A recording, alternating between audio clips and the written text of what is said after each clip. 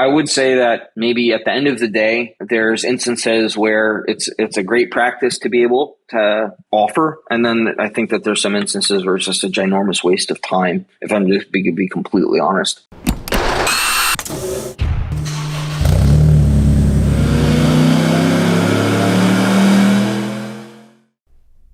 On this episode of Tuned In, we've got Joel joining us from Milspec Online.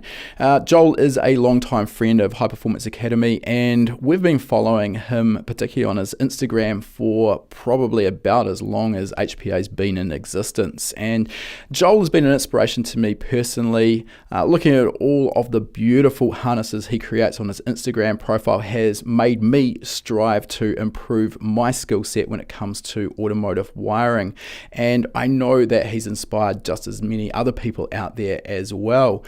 In this particular interview, we dive deep into Joel's background, how he actually got started in the automotive wiring industry, and you may be pleasantly surprised to find that he actually doesn't have a formal education in automotive electronics or anything of that nature. He is largely self-taught, which in our experience at least seems pretty common in the professional motorsport wiring industry. We'll also talk about some of the terms that we hear thrown around so often in the automotive world, such as Milspec. We'll find out what that actually means and why maybe it's not quite as relevant as most people seem to think, even if it does make for a great hashtag. We'll also dive into that hotly debated topic, soldering versus crimping. Every time this comes up, we get bombarded with lovers of solder telling us why solder is absolutely fine for a race application. Joel builds wiring harnesses for some of the fastest and most powerful cars all around the world, and for him, reliability is critical. This is also absolutely key to his success and his reputation. So he knows a thing or two about what to use and what not to use.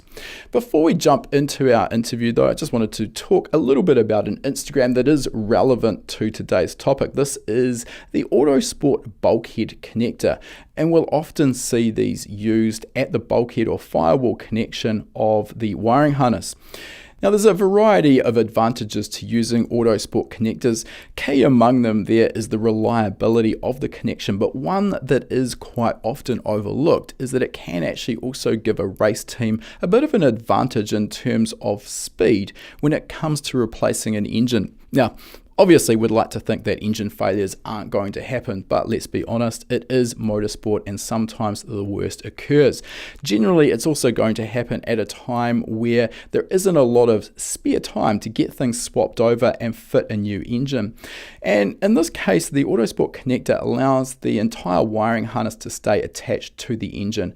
A simple half twist at that bulkhead connector and the entire wiring harness can be removed with the engine. Now, teams operating at this level will typically have a spare engine with a spare harness already attached to it. This means that the team simply need to refit the engine. The wiring harness gets mated up to that bulkhead connector, half twist, and we're back to running.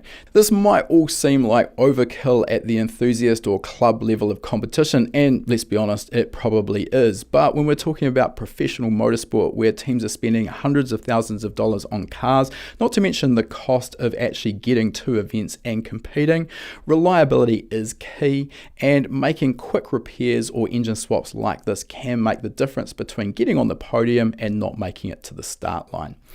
Now, if you do want to learn more about motorsport wiring, we've actually got a range of courses available, and this will fast track your learning, much like we talked to Joel about today. If there was a resource like we're now offering available when Joel got started, he would have probably got to where he's got to now much quicker. Specifically, we've got our wiring fundamentals course, we've got our practical club level wiring course, and our practical professional motorsport wiring courses are available depending on exactly what level you want to be working at. And as a listener to the podcast, you can use the coupon code podcast75, and that will give you $75 off the purchase of your very first HPA course. We'll leave a link in the description to those courses. All right, let's get into our interview now. All right, welcome to the podcast, Joel. Thanks for joining us today. You're an account on Instagram that I've been following for probably around the last 10 years. Certainly, it inspired me to raise my game with my wiring, and I think you're an inspiration to a lot of other people out there. Can we start by just getting a kind of an overview of your history and how you got into motorsport wiring? Yeah, sure. Thanks for having me. It's kind of a story I've told a couple times in the past, but I can give a brief synopsis of it. I had a previous shop, ran into some unfortunate circumstances there with a hurricane. And there's a period of time where I couldn't get to the shop. It was under, National Guard order, closed off. And all that I was able to get out of the shop before the evacuation was wiring supplies, really. And at the time, it was nowhere near the type of work that I'm doing now. But that kind of rolled in for about a week and a half, 2 weeks or so. I was just kind of one thing led to another, trying to just make what I could when I could. And poof, years later, and here we are. I was still building engines and gearboxes and things like that, but electronics and wiring was always, I don't know, I'd probably say we could both kind of summarize it as maybe a little bit of black smoke around it. There weren't a ton of people, especially as guys like you and I, same age bracket coming up. There wasn't as much information on the internet as there is, for instance, right now. Wasn't like inspiration points for people, or somebody like, man, look at that. I remember like building first wiring harness, like, where the hell do I get these contacts from? Or, who makes this? Every connector at that point in time was made by Sumitomo. There was no other manufacturer in the world to me. And you learn as you go, pretty much. So did your original shop, before you really split off and focused on 100% with Milspec with wiring, sure, you were an all-service general performance workshop doing engine work and everything else that goes along with it. Is that what I'm sort of hearing from you? Yeah, that's a fair summary. Okay. It was, I opened, I think, in like 2007, fairly busy, did a lot of, drag racing, street cars, Hondas, Nissans, whatever. And, and general service, I guess, would be fair point. Some race prep, some engine assembly, some full car builds, whatever needed to go in there. A lot of turbo kits, clutches, blah, blah, blah. So coming up to that point, what's your sort of background, or is there any formal training that's gone on? And let's more sort of focus maybe on the wiring side, because that's our podcast topic for here. Yeah. Is there any sort of formal background training that you did in terms of automotive wiring, or is this all entirely self-taught? If I'm going to be honest, it's entirely self-taught and kind of a passion for learning and trying to excel. I think a point to make is conversation I had with one of my buddies the other day was, this aftermarket automotive, one of the greatest advantages to it, and also one of the scariest parts of it, is there is no barrier to entry. Anybody with some money behind them can, especially nowadays with Instagram and Facebook, and you can boost ads and you make yourself look like you're a multi-million-dollar company and you're working out of grandma's basement in your drawers at night. 100%. So for me, I've always found it to be, wanted to excel, be really, really, really good at one thing. Didn't want to be a jack of all. I really wanted to focus. And, there is training out there now. I mean, you guys have got a course. I've consulted on another course in the past, and that's amazing. I think it's great. I don't find it to be negatively impacting to this business that we're all in. I think from my perspective, because when we first founded High Performance Academy, it was solely on tuning, and then we grew into the other areas that we now cover. And back at the time, I was still running my tuning workshop, and we had people say to us, "Look, what are you doing? You're crazy. You're going to be taking business away from yourselves." And Sure. we actually saw completely the opposite. And I think I'd be interested to get your perspective on this. I think a lot of people, and we'll focus on wiring here, want a professional motorsport harness built, and they look at some of the training available, and often like a portion will then take it upon themselves, but a lot of people will also realize, hey, look, this is a lot more to this than I thought. I am just going to pay a professional to do it. And there's two advantages there. First of all, you're now, as you, Spec, as Joel, where you're doing customer work, you're now dealing with an educated customer who's got a better understanding of what's involved. And from the customer's perspective, they actually now have a better understanding of the time and the materials that go into making one of these harnesses. So they're not now going to have a better understanding of why the price point is where it is. Is that sort of reasonable? Yeah, I think you're pretty spot on with that. It's funny because as we're sitting here and I'm listening to you, fully digesting what you're saying, and I'm nodding my head like, yep, you're spot on. You mentioned, training and where'd you learn or whatnot. It's no secret that there's a big overlap in motorsport and defense and aerospace as far as the materials, the techniques, training requirements that you might have depending on, types of contracts works that you can get. I remember one of many, many years ago, I found some old Tony James built harnesses floating around on eBay, and I scooped them up. I'm like, man, these are relics, Sure. And arguably the greatest training that you could have is ripping apart something that somebody else made that's at the top of an industry set point, regardless of the time frame that it's in, right? Yeah. We're 90s, thousands, or now. And I think that, like you said, if the customer has a better understanding of what actually is going into it, then the smoke and mirrors around it kind of dissipates a bit, and we're focused more on who can provide me what in the best fashion that meets my budget. And I don't necessarily just mean money, but I mean my budget on the time that I'm going to allow it to take, the professionalism that I'm going to expect to get from the other end of this transaction. And then sure, of course, my dollar, how much am I willing to spend on this?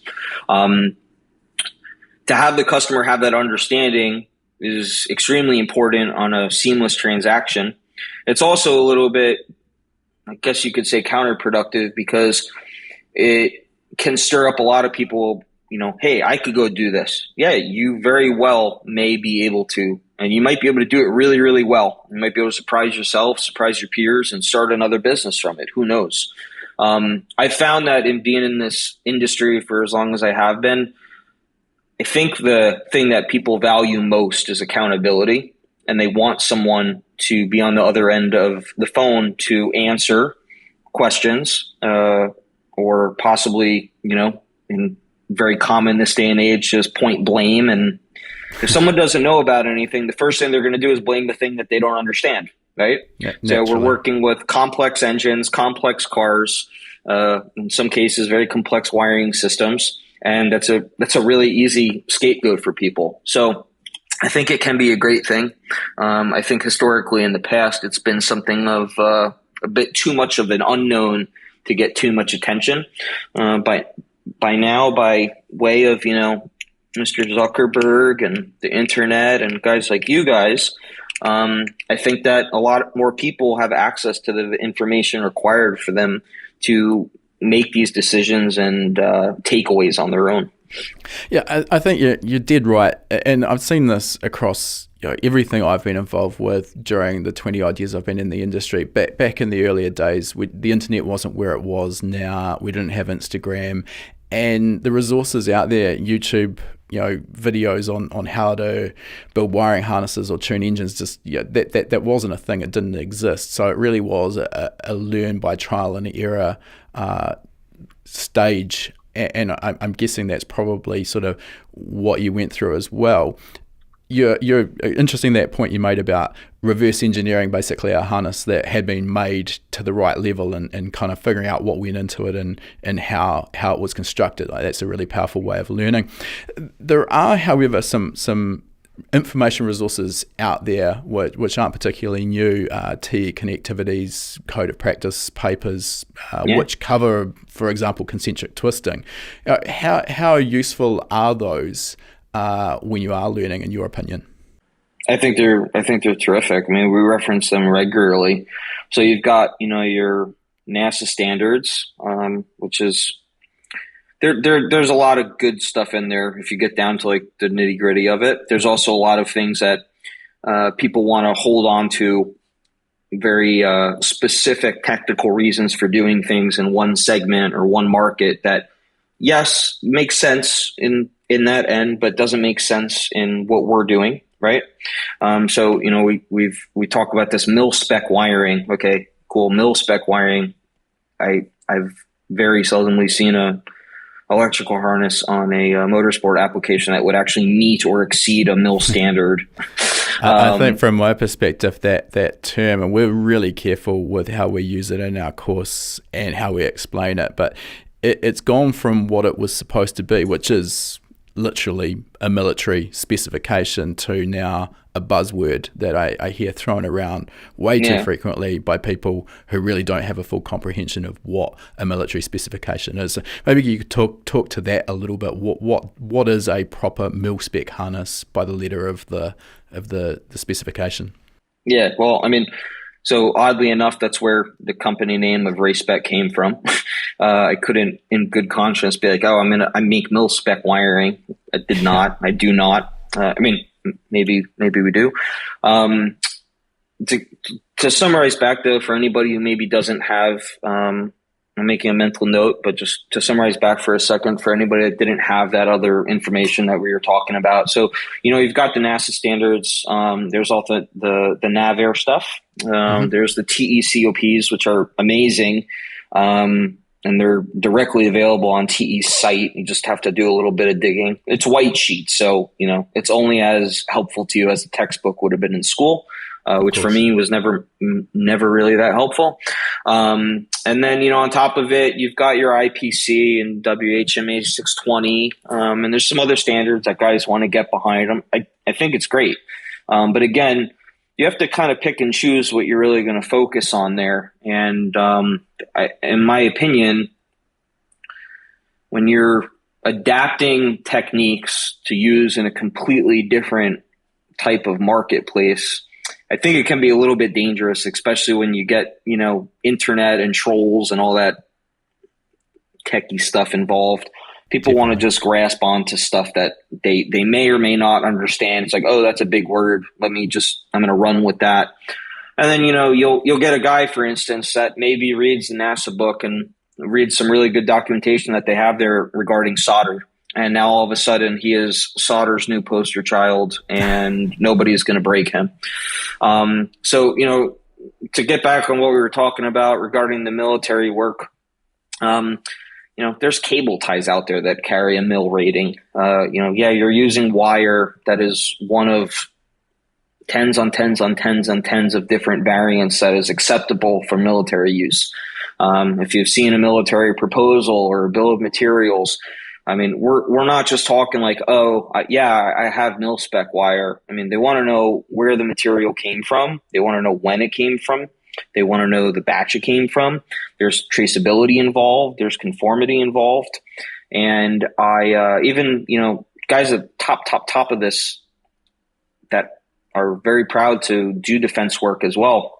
It's a very prestigious thing. It's not just like, the government of any country is going to be going around knocking on a door being like, oh, you're the cheapest guy and you work weird hours and answer my DMs in the middle of the night. Yeah, I want to deal with you. It doesn't work like that.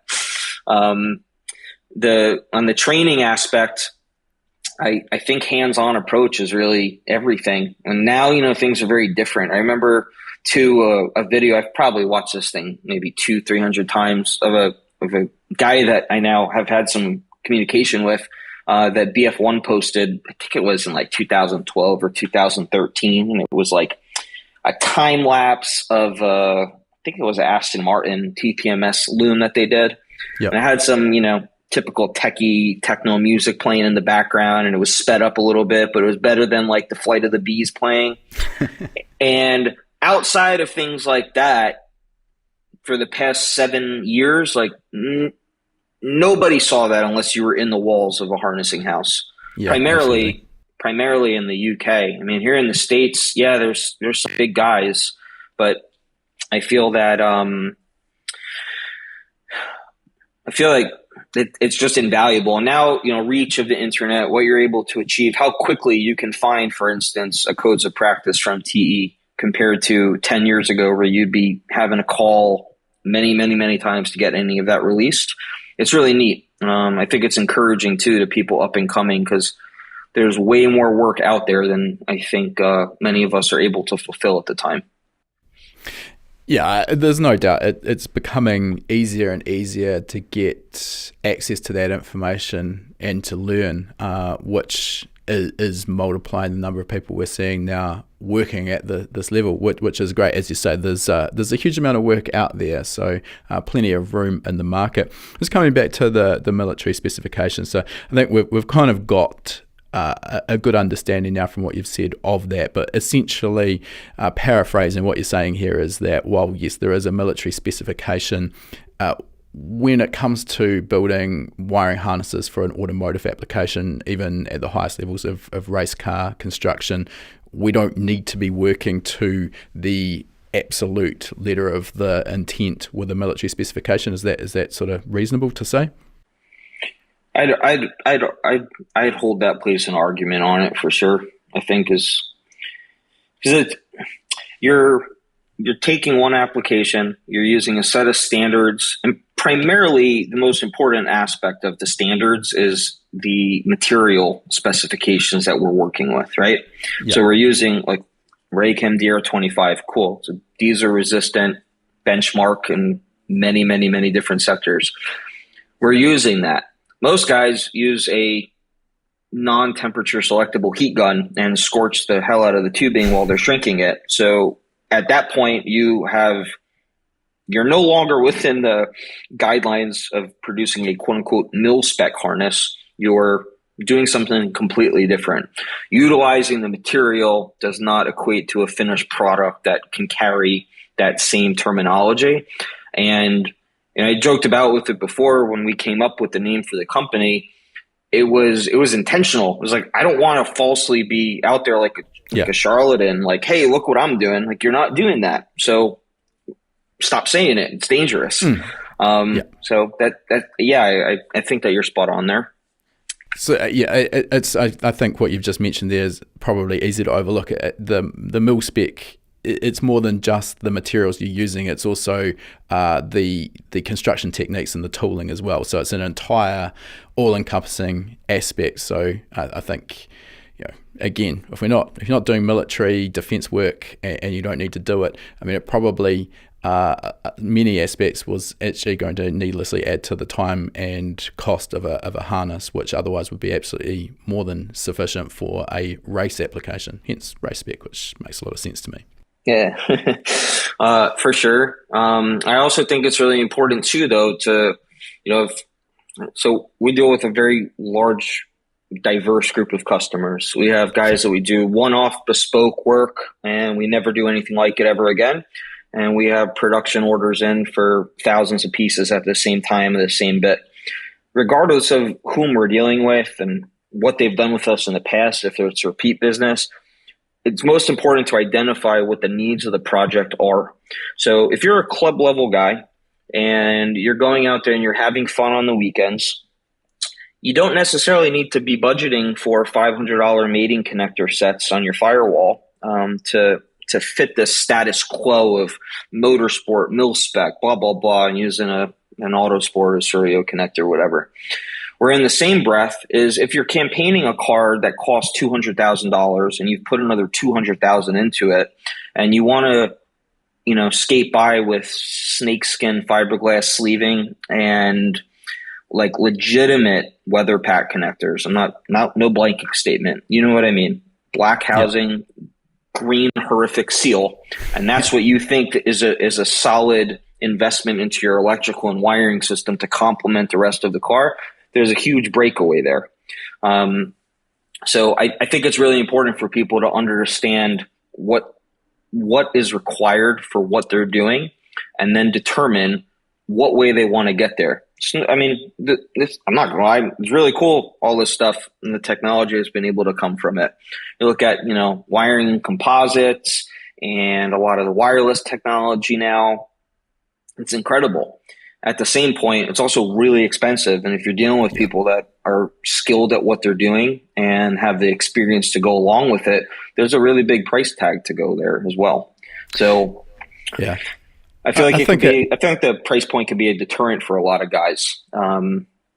Yeah, And well, and it absolutely is. But I think what you've just said there is something that's easy to overlook. And again, the internet and the information we have access to is both a blessing and a curse. And now, guys and girls coming up as motorsport enthusiasts, and they're looking at accounts like yours on Instagram and all of the other people doing great high quality motorsport wiring. And it sort of gets to a point where they're looking at cars that are in magazines and at SEMA, and everything's got one of these proper professional motorsport harnesses. So they think that is the only way to go. And of course, as you mentioned, I mean, it's relevant to what you're trying to do and the budget you're working with and the cost of the car. And as you say, I mean, if you've got a $200,000 race car, well, yeah, I mean, you want the best of the best, and reliability is key. But at the same time, if you're just getting started and you've got a $5,000 Honda Civic and you're taking it to the odd track day, well, it's probably not going to make a lot of sense to go and put a harness in it that's worth maybe several times the cost of the car. So these are the things we have to weigh up. And as you mentioned there, you don't necessarily need a $500 bulkhead connector in order to wire up your car. So I think those things do need to be weighed up. Now, I just want to come back a little bit. So a question we quite often get asked in some of our webinars is about the qualifications required. And as you've said, you're self-taught, which essentially is exactly how I've learned my skills or built my own skills. And the question we quite often get asked is around auto electricians. So with an automotive electrician, that's actually a qualification you can go through, at least in New Zealand here, an apprenticeship program. You do your papers at a polytechnic or something similar, and you come out the end after you've done X number of hours and all of your credits with a piece of paper that says to the world that you're an auto electrician. What's your take on, does that help you? Is it a requirement? I mean, clearly you haven't gone down that path yourself, but when it comes to general auto electrical work versus building these harnesses, these detailed harnesses, is there an overlap there, or are they separate skills? What's your thoughts? No, I think it's there's a direct overlap, and it's funny because there's guys out there that can probably make a really bitchin' layup and service loops to their heart's content and don't understand Ohm's law or the practicality of it. So you sit there like, well, wait a minute. So people are always going to gravitate towards where their interest lies, right? And I don't know, correct me if I'm wrong, but I feel like a really, really, really easy example of a gap. So there's an overlap, but there's also a gap. I feel like a very easy example of a gap would be, let's just use a blanket statement of wire size, right? And how, I'm not poking at anyone, but there are guys out there that understand ampacity, they understand voltage drop, they understand material differences that give you a different allowance for many different things related to those. And then there's the guy, it's like, no. It's a high impedance fuel injector. And in my training in X school, I was taught that, standardized wire from an OE is 18 gauge for this. And someone could sit there and be like, okay, well, let's break this down and do 14.4 divided by 12. And you tell me what we're actually dealing with.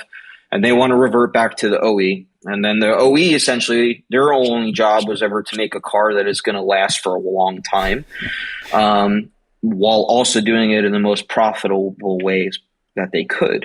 So they're going to use an inferior product, and they're going to err on the side of caution, really. So that gap, I think, is equally as problematic as the overlap, because the overlap then causes the automotive electrician to perhaps want to dabble into their unknown and what could be outside of their comfort zone. Now, that guy could be way better than a Sparky working on an F1 team on actually finding an issue and repairing it in a timely fashion. Definitely. But are they used to the connectors? Would they have an issue, having a loom that's just got 80 white wires with idents that are only at polar ends and no way to really designate what is going on? They don't have I don't know what you guys use there, but a service manual, we could call it, right? They don't have that to immediately reference There's no flow chart on a PDF virtual tool that, Mazda had, for instance, to tell us really on, okay, A was wrong. Now what do I do? And now what after that? So the basic principles, I think, are incredibly important to the foundation of any of this. And you have to crawl before you walk, before you sprint type scenario. It sounds like, over there, they don't have that really here. Maybe it varies state to state. I know, like, for instance, in New Jersey, you could just open up an auto shop. There no rhyme or reason. In New York, you need to get like licensed by the state to do automotive work. Body shops are different, but I think that it's important for there to be some sort of accreditation, because it shows that I agree. The person that you're dealing with, stuck with it. But in the same end, like, I didn't go to college. I know people who went to college that I can't even hold a conversation with because, they're book smart, fine, but accreditation doesn't necessarily define a person's success too. So I couldn't agree more. Double-ended sword, Yeah, but it's funny, you mentioned that you're primarily self-taught, yeah? Yeah, absolutely. I mean, what I'd bring this back to is, at the start of my career, I was building engines and tuning. Now, tuning, I think it's fair to say worldwide, there's no accreditation, and that's really what HPA was born from, because we saw so much garbage out there in the tuning industry because 99% of tuners just didn't have a clue what they were doing. But when you look at the other aspects of performance automotive, well, when it comes to engine building, yes, again, just like an auto electrician, there are engine reconditioning workshops, and the people who work there have got accreditation that says that they know how to rebuild an engine. But I think this is probably very similar, in my opinion, to the auto electrician versus someone the likes of yourself building professional motorsport wiring harnesses. There's similarities, but then there's differences. And if you took your average engine reconditioner, and I'm not trying to knock anyone here, but what they do probably for 95% of their life is they rebuild relatively low horsepower, garden variety road car engines where the tolerances aren't quite so critical, and they send it out the door and it'll do another 100,000 miles, no problem. But if you try and apply that same logic to building, taking a 300 horsepower engine and modifying it to make 1200 horsepower, well, things are very different. The components we require are different, and the clearances, tolerances we're working with also are very different. I see exactly that same crossover between the auto electrician and then someone building wiring harnesses at your level. There's similarities, and then there's a hell of a lot of differences. And I think you sort of highlighted there, tools, materials, and techniques are different. I don't imagine too many auto electricians came through their training learning how to use DMC crimp tools and work with auto sport connectors. Concentric twisting, I'm damn sure, is not a technique that's taught. So those are the areas that there's the gap, as you put it, I think. I think what I would say is really important, though, is where the auto electrician probably does have the potential to have some advantage is they are grounded in those basics, which you mentioned. And we, just as an example, I won't name names, but we interviewed a while back, might have been a couple of years ago now, for someone to work with us on some of our wiring course production. And this person had come from a very big name company where they were producing wiring harnesses that were being used in F1. So obviously, person knew inside and out what they were doing. What it became really apparent when we actually got down to chatting with them is that they were given a design document for the harness that they were to construct, which told them everything they needed to know to go and make it, and they could make it and it would be perfect. But if we instead faced them with a club level car with an engine in it and no wiring harness at all, and asked them to design and build the harness, that was a very different skill set, and that was where they didn't have that knowledge of, well, let's say a Nissan 360 degree optical cam angle sensor. They've probably never seen one and wouldn't know how it works. So again, like there's two sides to this, and I do believe, regardless whether you're into wiring or tuning or engine building, that having that background, the basics, the fundamental knowledge is really key. But also, for the auto electricians out there who are good at what they do and want to build into this new skill set, I think it's also important to sort of be realistic and know what you don't know as well. Yeah, I think that's a really fair takeaway on it. You know, one of the things that jumped out to me about you were saying on essentially, you know, people knowing and then not knowing. An auto electrician's job is effectively, if I'm understanding the position there, because again, we don't have the terminology over here. So if I'm understanding this correctly, it's the same thing as an automotive technician here, right? Your job is to make repairs. Is that a fair assumption? Diagnose and repair. I think, yeah, things have probably changed as cars have become more technical. And again, I'm absolutely not trying to bag on auto electricians or auto technicians here, but I think it's also fair to say that probably the majority of the current day auto electrical work is actually on diagnostics and simply replacing parts, and a lot of that time is going to be spent on an OE level scan tool. So their diagnostic skill set is exceptional, but probably getting a little bit deep down that rabbit hole. But yeah, that's my sort of take on things. Okay, well, for the record, I'm not taking jabs either because I have a lot of customers down in New Zealand and Australia, and I don't want them mad at me. But so, you know, if an electrician, their job in an automotive instance, like if an OE makes a car and an automotive electrician's job is in place to what? It's to service the car. Okay. So we're talking about diagnose, potentially repair. Okay. Yeah. When we design and build a loom, our job is to make sure that there never needs to be a diagnosis done, that this will just last. It will outlast the engine. It will outlast the chassis. It will outlast the car. Now, things like, you know, flying connecting rods, window out of blocks and all those, that always seems to get in the way quite quickly. But there's a different path that either of these positions could go. So you have someone whose job, like you just said, they can build to the top level. Can they design to go along with that? Could they design to hold the candle to that? There's a huge gap there as well. In my opinion, working on this stuff, you know, we take a lot of pride in our documentation. We supply all of it at completion to our customer. There's no hiding anything there. It's evidently been, I don't want to use the term ripped off because you can't really knock off a format, but it's been taken as well.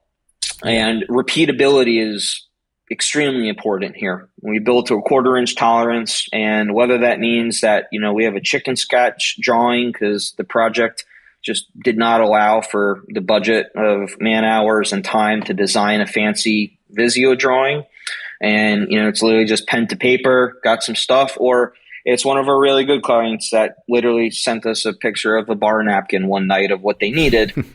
We're going to build right off of that. It's very important on our end for repeatability, whether that means that we're building hundreds of them or whether that means that we built it and 6 years later, car caught fire, right? Customer crashed and there's a fuel fire and it burnt half the harness and we've got to replace a portion of the car's loom, that we could go back, pull their original hard file, pull their digital file off a computer as well, look at a bill of materials, look at a drawing, and replicate that exact piece for them.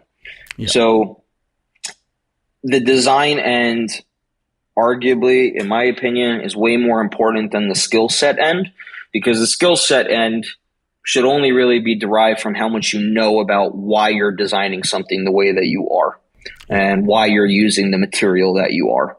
So, you know, a really easy example to that for me, at least, is fuel systems, right? We get calls all the time about, can I put DR25 into my fuel tank? No. I mean, you can, you shouldn't. Well, what else is there? There's a ton of other tubing. You know, off the top of my head, RW200. Well, what is that? Well, just because you didn't see a hashtag for it doesn't mean it doesn't exist. And it's there and it serves a purpose. So again, understanding why you're doing something is way different than copycat, carbon copy, whatever you want to call it, following the leader. There's a big difference there, which I find myself kind of looking at frequently because, you know, a lot of our clientele too. So speaking on the company a little bit, so we do production work, private label, as well as public. We have some contractual work that, you know, is completely off limits. We have bespoke work, which is these onesie twosies, really cool projects. They'd be like your highlight reel type deal. And then on top of it, we do material supply. So we service other harness houses. We service novice guys that are getting their feet wet. We service guys that moonlight building harnesses, and they do an awesome job as a side gig because their normal 9 to 5 is simply just too good of a job to walk away from. So I deal with these customers in this material supply end a lot, and we kind of have to get through the BS of people buying stuff that they think they need versus what they really need, and especially now talking about logistics and shortages and supply and people needing to source alternates and not even knowing what they're buying, it becomes very evident that there's a gap there. So I digress a bit, but back to the point, I think that some form of accreditation is important. I think that an outlet of knowledge by way of a normalized source that actually knows what they're talking about is equally important as well. Yeah, I think the issue, and you've sort of touched on there, is a lot of people who are diving into this with no prior experience and are trying to become self-taught, and they're doing it from Instagram posts. You're missing that background knowledge of the materials, as you mentioned, the options instead of DR25, etc. That's the stuff that's sort of hard to learn if you're just trying to follow someone's Instagram post. Yep. I want to go back a step here, and you've already alluded to this with your NASA standard, and we hear this quoted quite often in a lot of our social media posts when we're talking about solder versus crimping and the NASA standard for solder. But before we dive into that and why it may or may not be too relevant for our purposes, let's get your take on the age-old debate, solder versus crimping. Okay. My takeaway: both have instances where they should and shouldn't be used. Definitively, solder should have nothing to do with the termination on a motorsport application. I don't care if it's a club car or a professional car. We need to use it to affix components to PCBs. Check. We have solder cup connections. So we're talking like a hermetic connector that there is no dielectric. So you have to solder cup, and then you need to terminate it to spec. Check. We're talking about de facto standard UTC connector, solder cup, absolute pain in the balls. Check. You do not add it to a crimp. Anybody with decent equipment can prove that on a pull test. 9 times out of 10, people aren't using good equipment to solder anyway. So, there's work that we do that we have to solder. There's work that we do that we choose to solder, and practical implementation of these projects and then learning from them and finding failures is the only way that people will ever really walk away from it. One of the things I hate using the word hate, as crazy as that sounds stupid out loud. But I really dislike this. I've been doing this for X amount of time and nothing bad has ever happened. That doesn't mean anything good. It means either you're very fortunate that your car hasn't burnt down, or it also means that you didn't do it well enough to begin with, because if you did, it would have failed by now. So that's the main argument that we get back, and as you say, it's a pretty futile argument when we're talking about solder versus crimp. Oh well, I soldered a wire 12 years ago on my car and it hasn't broken, so obviously solder is absolutely fine. Well, I mean, I'm sorry, that's not really a valid argument. You've got one data point there that happened to be okay. And we're not sitting here saying that if you solder 2 wires together or a crimp you solder, that it's instantly going to fail. Of course, that's absolutely nonsense, but sure, it opens you up for the potential of failure. And generally in motorsport, everything we're doing is trying to find ways to mitigate risk and reduce the chances of failure. So when faced with solder versus crimp, in most instances, the crimp is going to be a more reliable solution, particularly when we get exposed to vibration. Which I guess leads me to the next thing is what is the actual failure mode of solder? Why is it problematic in our motorsport application? Well, I would say we would have to determine on what instance of it being used we're talking about here. Are we talking about it being used in place of a splice? So we have two wires that need to be joined that weren't originally the same wire. Yeah, let's talk about that, because I think terminating at a crimp. Yeah, I think probably the splices is probably one of the more common areas we'd see it in an enthusiast level wiring harness. So maybe let's talk about that, and then the second would be where the common option I hear talked about is crimping a connector and then adding a dab of solder, because obviously the crimp itself is not going to be strong enough. So let's talk about those two options if we can, Joel. Sure. It's funny because I'm remembering something from, I don't know, the old shop. So we're 14 years ago maybe. I remember soldered something, couldn't figure out what was going on, and then ended up being apparent that two solder splices, extensions, if you will, that were next to each other, you get that nasty little wick out the side, and you're not paying enough attention with your single wall polyolefin, and it pokes through and you're not really noticing, and then it pokes through the next wire that's right next to it, and you've got a nice fat short there that's not evident and it's hard to track down. And you get the guys that are like, well, I know how to do, a Western Union splice, and that would never happen if you did it right. I'm like, okay, cool. Crimping is superior to solder in any way, shape, or form that you want to have that argument, especially when it comes to, a tensile strength yield that you'll have out of it. And I touched on it before regarding equipment used. So basic soldering iron. The soldering iron that you buy off Amazon is not, the same as a Hako, for instance, Hako, whatever you want to call it. If we'll keep it at that. Mm-hmm. So we're talking temperature control. We're talking the material that you're working with. Are you working with like a TXL wire? Is it a Tefsol wire? What's the jacket rated to? How hot did you really make that conductor? Did you pretend? Did you not? Is the wire pretend? There's so many factors that are going to drop in there that it's an uncontrollable process, in my opinion. Right? Yeah. So you've soldered, you know what it's like. Yeah. It's also not to say that you have to be able to be decent at it, especially if you're working in this niche, because there are instances where you have to use it. There are instances where you're building, an off-the-wall motorsport harness and it needs to terminate to X connector, that there's no terminal available to meet the wire size that was spec'd on a call sheet. And you have to get creative in how it's going to get terminated. And it's not just like, okay, it looks good. You have to test it and put it on some equipment and make sure that it's going to be able to get your peace of mind at night and not going to keep you up. As far as adding it to a crimp, I'm not going to lie, over the years, I've probably been tempted to as well. These terminals were never designed for that. So you're bringing in a completely separate component into a process that was designed by a fairly large company, one of many, that said, okay, this is how this is going to be made and this is how it's going to work.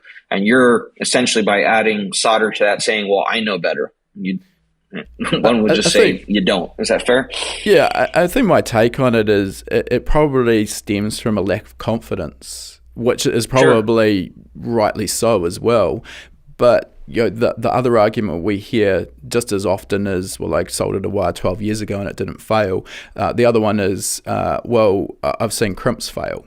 And sure. I mean, crimps can fail, but I think the problem why these people are seeing crimps fail is that they're not using the correct consumables and they're not using the correct crimp tooling. So exactly. At the more professional level, we're using proper tooling. It's calibrated for the application, and essentially you're creating a cold weld inside of that crimp, that completed crimp, and the individual conductor strands should fail before the wires will ever pull out of the crimp. So if you've got that and it's been done correctly, there's no need to add solder, and it's not adding any strength. In fact, we're only actually making the finished crimp worse. Yeah, I think that that's a good take too. You mentioned proper tooling. Like, yeah, it's not just like, oh, I have a crimper. Yeah. Okay, we've got hundreds of crimpers. What was it designed for? Are you using it for the right terminal? Is it for that terminal, but for that wire size? Using on the right nest size? There's a lot of factors that roll into it. I like what you said about people using it in instances of lack of confidence. Maybe they just know that hey, this wasn't the tool for the job, but I'm doing it. I can tell you though that you don't take, you mentioned Daniels before, benchmark company, got a ton of tools from them. You don't come across just random failures when you're using calibrated equipment or quality equipment. And I think part of the appeal with aftermarket anything, whether it's automotive or marine or power sports, is that you can always get it done for really, really, really cheap if you want to. And you go on Amazon and you buy, a iWis crimper, doesn't hold a candle to a Daniels, whatever that Jeffy tools, Milspec tools, whatever, doesn't hold a candle as well. And there's reason behind it. It's not just like, oh, we slapped this on it. It's funny because people will question that, and then they'll want to go. They're hungry. They want to go to dinner, and they'll go to McDonald's or they'll go to a steakhouse and spend $40 on a steak. They don't question why that steak costs more. They're just like, hey, I'm happy to do that. That's what I want.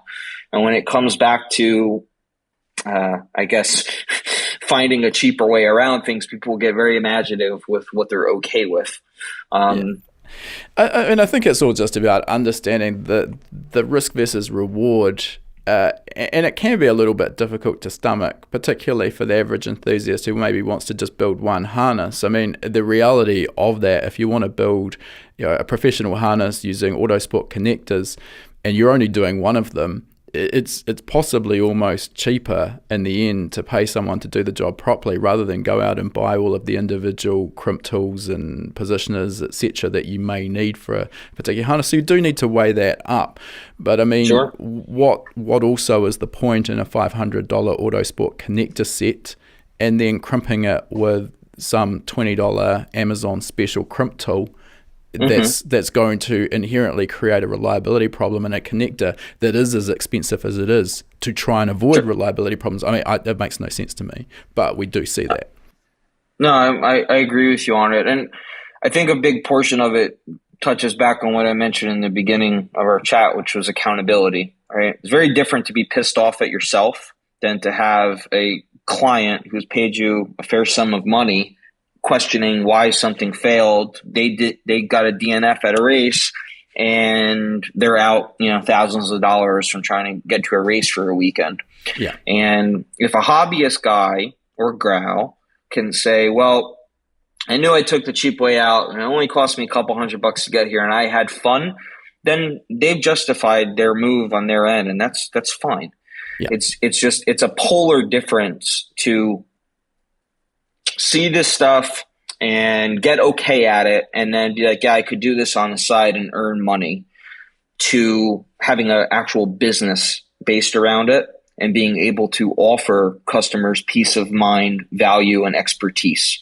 So I think that, at the end of the day, some people, there are guys out there too, though, that they love tools. It's like, the Snap-on truck. Oh, it's yeah. Like you can't look away from it. It's just, it's a magnet. Yeah. There's some guys out there that no problem. I got to buy this tool to do this thing once. Awesome. I mean, I'm a victim of that myself. But there's also a big desire for people wishing that it wasn't that way with us. And, you mentioned like Daniels. We've recently done some more in-depth work with them on a company-to-company basis with some product. And even I'm sitting there and I had no idea some of this stuff was shelf part for them. Catalog. It's not just like, oh, I have a blue Daniels crimper. Like, okay, very cool. It's much more complex than that. So again, it's like you said, it's risk versus reward. It's also understanding and knowing why you're doing something and not just following the flow of things. And we've looked at different ways to try to, we're working on something fairly large right now, which should help this discussion of, how to terminate things and why certain tools will cost what they do versus others. But again, there's this overlap, and then the resulting gap is always going to have these two polar factions, right, fighting each other. Well, I never had a problem, and well, you're an idiot, and I don't care what you say, and it just goes back and forth and back and forth. And I think that as this market sector grows, and it probably is, it's definitely a sliver of aftermarket automotive as a whole, but you see things branch off, right? And you see companies pop up that cater to one polar end of the spectrum versus the other. Sure. And finding people that are, there's a market for everybody. Everybody wants to get in there. You'll look at, we focus on making a very high quality product to the point that when we private label, some of the clients that we have choose to advertise that we're building their harnesses for them because we've put so much work into creating a good reputation for our product. And there are other guys out there who just have simply maybe they're better at business. I don't know, but it's a volume mentality where they're aware that it's not the same product. And guys that people that I'm talking about, like, we're buddies, and I'm thinking about them in my head. I'm just not going to say names. Yeah. But it's just a different approach. And it doesn't mean that I'm better than them. And it doesn't mean that they're better than me. It just means that we identified two different paths. There was a demand on either end of it. It's scary though, because, you're talking about cars, talking about a lot of horsepower, talking about safety concerns. At the end of the day, it's like there's livelihood involved in it. We're all kind of maniacs in our own regard. And the thought of, something happening to another human being because I don't know, were half awake while you were terminating something, or just didn't care enough to do it the way that it was supposed to be done, that's a scary thing, I think. Yeah, I think it's really easy to overlook the potential implications of a failure or not doing the job properly when you are building a wiring harness. But yeah, there can be some very serious outcomes. So you always do need to keep that in mind. I certainly don't want to ever be held responsible for a component that I've made potentially hurting someone. Of course. All right, let's come back to another topic that we get quizzed about a lot, which is concentric twisting. And I think if I look back at the Instagram accounts that I follow of the likes of yourself, a concentrically twisted harness makes for a really, really attractive Instagram post. And I think this is what has maybe sort of exploded the enthusiast market, these people wanting to build concentrically twisted harnesses. We also get a lot of people debating that it's pointless, there's no advantage. So first of all, what is a concentrically twisted harness? And secondly, what are the advantages of doing that? Yeah, sure. So it's not magic. It's what's your guys' phrase? It's science. Not magic. It's science. Yeah. It's math. I mean, it's geometry. It's nothing crazy. It's actually very simple to do. Like, you can grab 7 of anything that is cylindrical and just twist them in unison in one direction, and they will automatically fall into line. You could do that with extension cords. You could do that with 30 gauge temp cell wire. Doesn't matter. So it's a technique that's used. Yes, they talk about it in some of the, NASA standards that we've mentioned. And yes, there are guys that think that is the definition to it's the same people that call their wiring a Milspec harness, but they think that that's the defining factor. There are huge harnessing suppliers that intentionally do not concentrically twist their harnesses for pretty solid reasons. But essentially it's a practice in which you build a core. So we use a basic example of 7, right? So you have your core and you wrap 6 around it. And now you've got a bundle of 7 wires. And now your next layer is going to take 6 more than your previous layer. So you're going to add 12 more to that. And you'll go on and go on and go on. And this can work with single, 2-pair, 3-try, quad, and so on and so forth. There's legitimately a chart on there that looks like it was, printed in 1989 or something, that you probably know exactly what I'm talking about too, that you can follow line by line, and you will get a really bitch and insta-spec hashtag worthy harness. Now, there is this inherent, okay, is it worth it? Definitely makes for a more compact finished product, definitely makes for a more flexible finished product, both of which are really important to the items that we produce at Milspec. Yep. In the same regard, it adds a labor burden to the project that could be argued is unnecessary.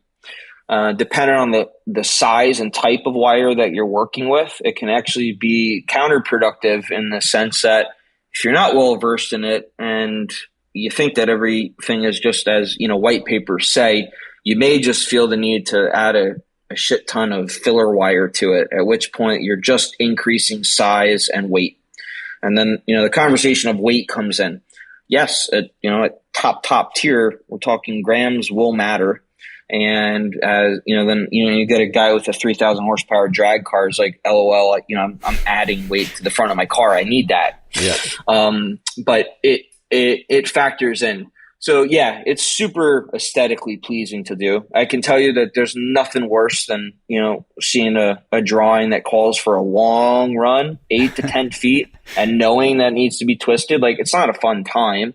Can we get through it? Do we have tricks? Sure. Is there machines that do it for you? No. And can you make something to use with a drill? Not really. No.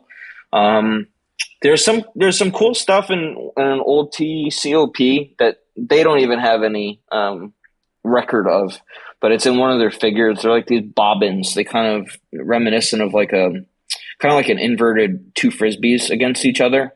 And their theory is that, so you'll get your bill of materials, you'll get your cut list, right? Yep. And then you're going to go cut your wire and then wrap it around these bobbins. So you're working with a 79 pin Autosport. So you're going to go do this. Let's just say there's no splices. You need to do this 79 times before you even terminate. It's not practical. Like, it doesn't, it's not a thing.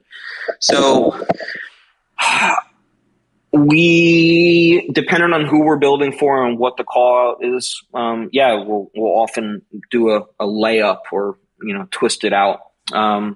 There's some cheats and some tricks that you can have with it.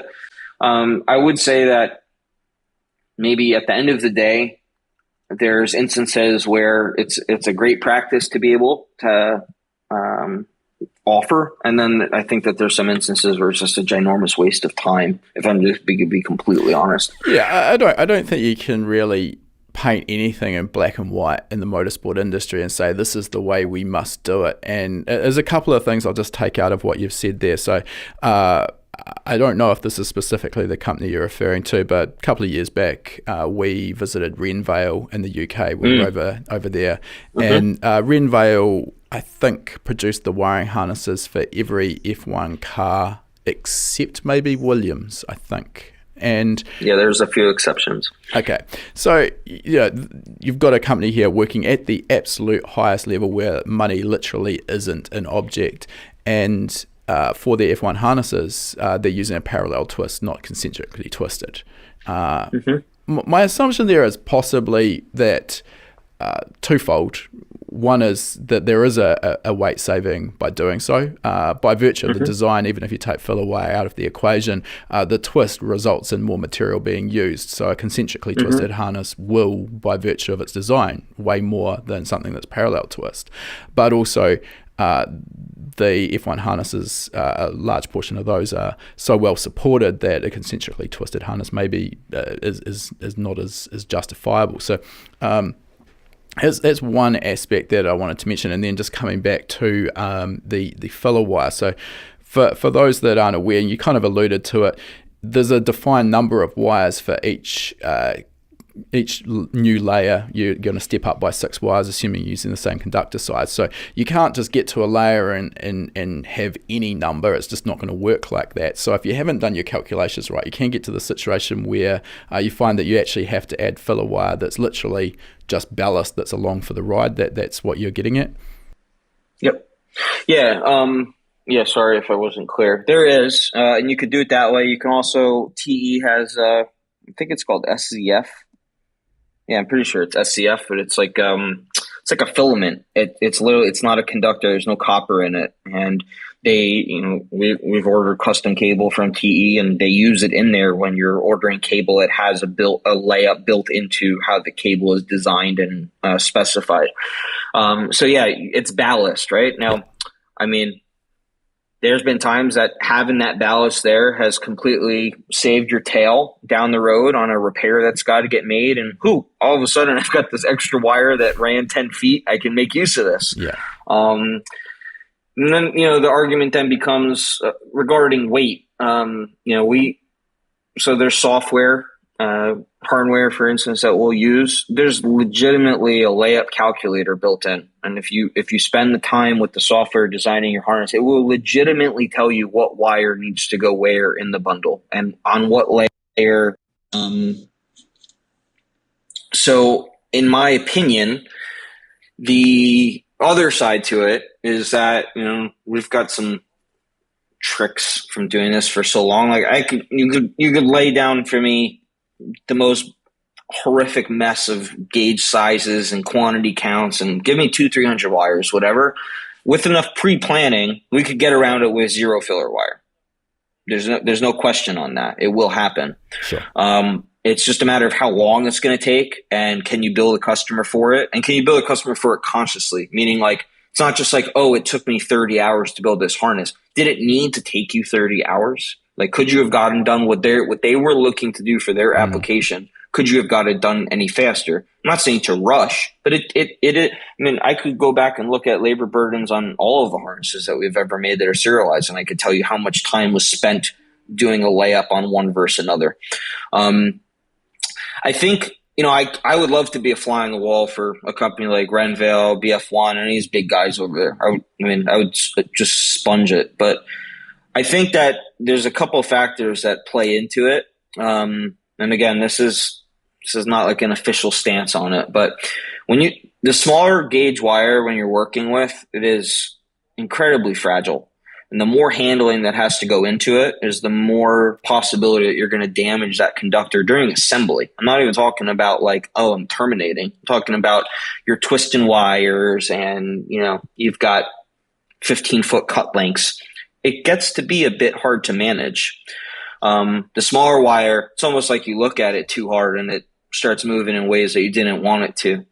So I think that possibly plays a bit of a role. And, you spoke in part on, not directly related to serviceability, but I think you were getting there. At least that was my takeaway at, high level motorsport. Perhaps a engineer at some point got in touch with somebody in accounting and said, well, look, it's taken this many man hours to build it this way. But if we're replacing the part for no reason other than just general maintenance at this interval, we've effectively washed out 80% of that. So let's just forego it and go in a different route. Yeah. A lot of guys don't comprehend, like, this is a level of motorsport where it surpasses general maintenance. It's, there's hundreds of thousands of dollars on the line at any given point in time. They're replacing things to prevent the possibility that it ever could be thought about to replace it, right? Well, exactly. When we visited Renvale, we had a technician at that point building a harness for the next year's Mercedes F1 car. And they were, at that point, this is before the cost caps came in, so I imagine things may be different now, but the entire harness was replaced in the car between race weekends. And I can only imagine the cost. Like nose to end, full tail? At that level. Wow. That was what we were told. So, that's the kind of drive they're looking for reliability. I mean, conversely, you could also argue, well, are you better to go with a harness that's been in the car for a race weekend and proven to be reliable? The potential for a failure in a brand new component, that's another argument, which probably actually leads me into the next topic is testing and validating your harnesses. See what you did there. Nicely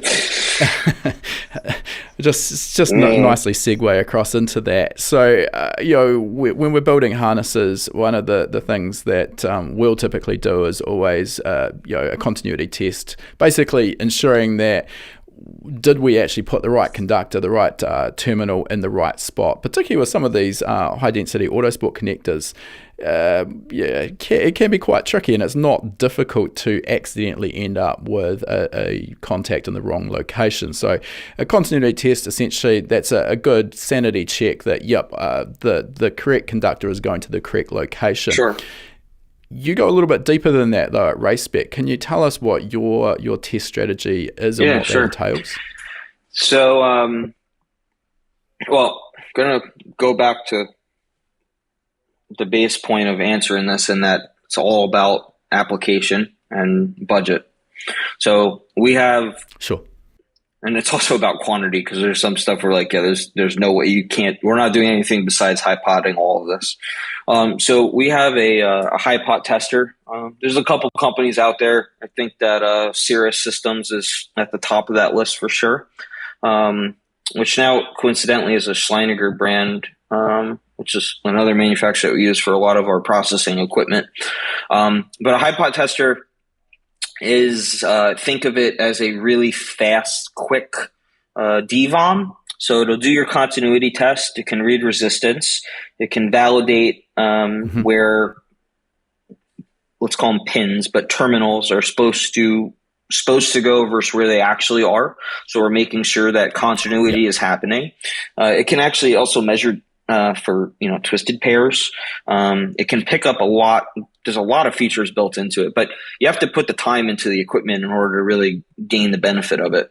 So upon completion of a harness, we'll put it on a high pot. And then what actually is the high pot? So high potential testing.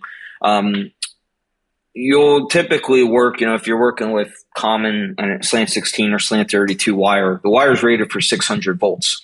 Your car doesn't run off a 600 volt supply, right? So but then we go back all the way to Ohm's law, right? So the concept is they're going to use very large amounts of voltage at very small amounts of current for very, very, very short amounts of time to allow for any potential to occur.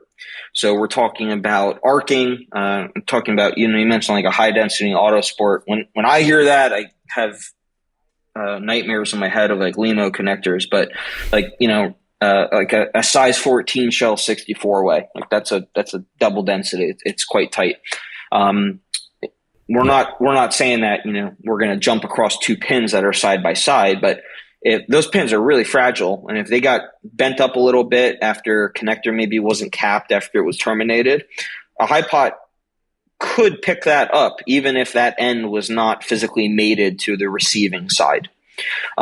So the high pot essentially is our way of doing a complete check on the harness, making sure it's good to go out the door. So we define the voltage, we define the time, we define the expected resistance that we're having, which is important because when you're using smaller gauge wire, the resistance is going to,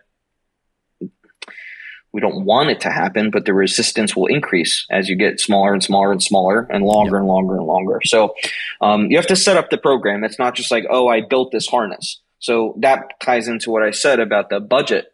If we build a harness that takes, let's use a somewhat recent one, 90 hours, 90 billable man hours to build the corresponding adapter, which will then plug into our Cirrus, could take 5 to 10 hours plus the cost of all the mating connectors on that harness. So, you're talking about 100 connectors plus time. You then effectively have to turn around and tell your customer, well, if you require this, there's another X price in order for us to offer this. And some people, they need it, they demand it, and that's it. There are instances where it's just it's cost prohibitive. It's not necessary. And we can get through it with like you mentioned before, pen and paper, systems check, pin to pin, each end, and just work through the entire thing. So I take it from that, the HiPot testing really lends itself more to production runs as opposed to one-off harnesses, unless you do have that customer that absolutely demands it and is prepared to pay accordingly. And crazy enough, we've had some larger customers that I anticipated in quoting the job that they were going to require a HiPot test, and they waived it. They didn't want it. And on the production end, it's favorable for us to do that, right? Like almost if the quantity was high enough, I could consider like, well, let's just justify the cost to be absorbed on our end because it's allowing us to bang out work quicker. I guess it gives you the peace of mind as well. You absolutely know that the product is 100% when you ship it out, so you just don't need to be worried about it. Yeah, I mean, we literally drop a sheet in it confirming we define what's on each test report, but more often than not, it's the pin, it's the color, it's the function, where it started, where it's going, the resistance measured on it, the voltage that was tested across it, applied to it, if you will. It's definitely peace of mind. I mean, look, in working on cars at all, whether you're turning wrenches or building looms, mistakes happen, especially when, it's more of like a hobbyist thing and you're with your buddies, or you guys call them mates, and drinking, just having some fun and working. Did somebody tighten this? Did you tighten that? Did you put oil in it? Mistakes happen all the time. We've always maintained here that, mistakes happen, and that's fine, but they need to be identified before the product ever leaves the bench. And I think that that's realistically what the most important thing is. So yeah, the HiPot tester definitely gives me a lot of peace of mind. And it also gives staff a lot of peace of mind too, that they know it's been validated. And then it'll still go to QC and get checked for lengths and dimensions and full pin seating and things like that. But the machine has picked up things over the years, like crazy stuff. Broken tine in a connector where the socket, you inserted it and you felt the click, but the second that it was mated into the tester's receptacle, the pin actually forced the contact back past the tine. And the tine was, let me dumb it down for a second. The tine is call it a receiver in the connector that's physically holding the collar of the contact in place. Now, you could have had that on a bench and just poked it with your voltmeter, and you may have not noticed it, and it may not have ever been apparent until it was connected on the car, backed out, and all of a sudden the circuit didn't work. So it's proven its value many times over. It's a great piece of equipment, and it has this god awful Windows 95 ta-da sound when it passes. And you can change it, but we've never bothered to it because it's kind of just this like, oh my gosh, I'm ta-da, but it's an older piece of equipment for sure. But I mean, they're really great. It's kind of it. The other end is if we do one of these larger quantity hour projects, we'll sit down with it's an exhausting process. You put 90 hours into building something and you got to spend 4 hours checking over what you did. Damn right you do. You have to. And we'll sit there and reprint out all the documentation. So like we'll design it, we'll print out the point to point, and then we build from that. And that gets logged as we're going. Tools get gauged and initialed, et cetera.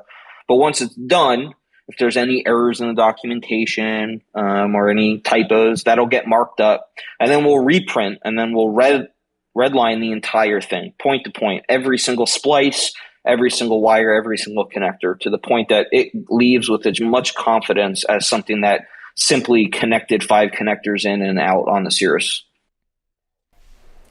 Yeah, hopefully people listening at this point have got maybe a bit more of an appreciation for what actually goes into the harnesses that you build, and obviously why there's a price tag that goes along with those that may not suit everyone's budget.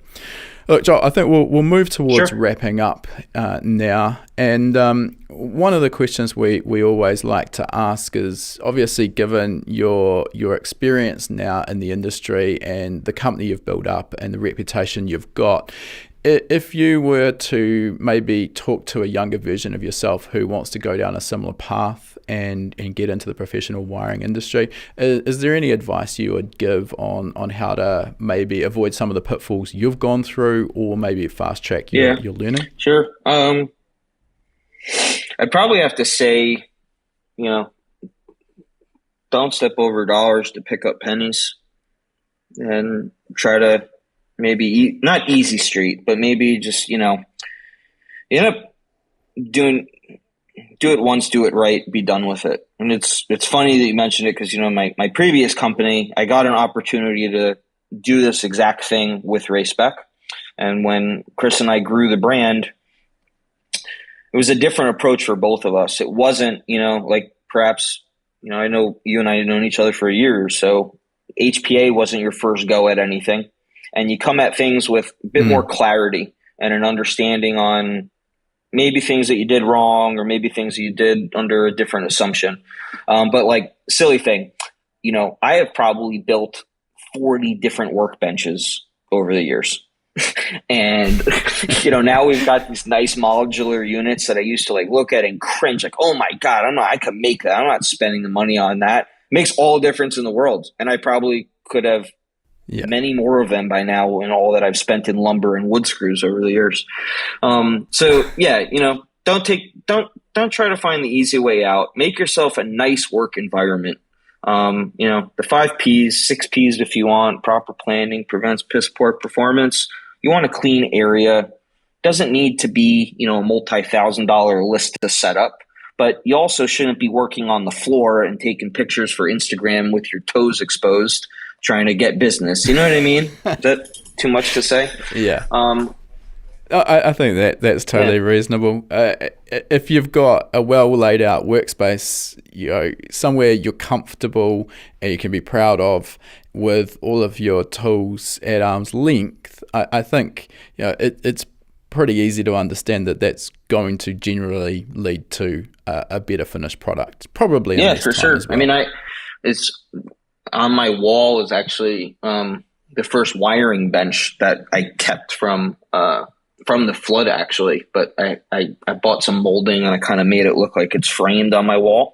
This thing was horrible. I mean, my power supply I'm looking at right now was like 2 1-inch holes at the top that I stuck those like remote battery jumper posts, you know what I'm talking about? That was my power supply. I had a battery like zip tied to the bottom of it. And that's what I would grab power from when I was testing stuff. Just, make it nice for yourself. Because if you enjoy what you're doing and you enjoy the space that you're in while you're doing it, your finished product's going to be better, right? And if you have the desire to be in that type of 100%. Environment, I think you're only doing yourself a courtesy as well as your customers if you are reselling anything. Absolutely. All right, last question for today, Joel. If people want to find out more or follow you, where can they do so? And obviously, you sell the consumables and the tooling as well. So, where can people go? So our website is racespekonline.com. We offer worldwide material sales at retail and wholesale levels. There's also enough just contact info on there and some highlights on some of our production services and whatnot. And on Instagram, it's just at Racespec, RACESPEC. And we're based out of Suffern, New York. And we've got some cool stuff coming for next year, which we'll be sharing in due time. But happy to reach out, and thanks for the opportunity to chat with you.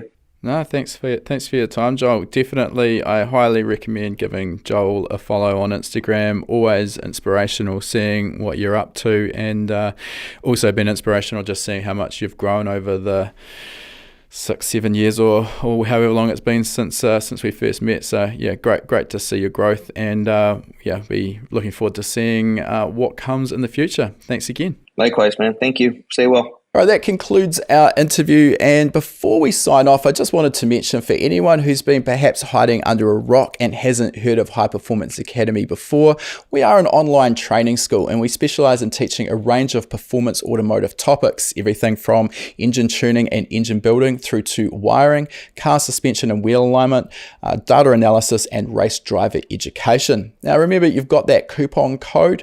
You can use podcast75 at the checkout to get $75 off the purchase of your first course. You'll find our full course list at hpacademy.com/courses.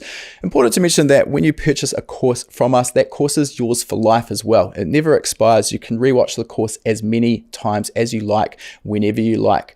The purchase of a course will also give you 3 months of access to our Gold membership. That gives you access to our private members only forum, which is the perfect place to get answers to your specific questions. You'll also get access to our regular weekly members webinars, which is where we touch on a particular topic in the performance automotive realm. We dive into that topic for about an hour. If you can watch live, you can ask questions and get answers in real time. If the time zones don't work for you, that's fine too. You're going to get access as a Gold member to our previous webinar archive. We've got close to 300 hours of existing content in that archive. It is an absolute goldmine. So remember that coupon code podcast75. Check out our course list at hpacademy.com/courses.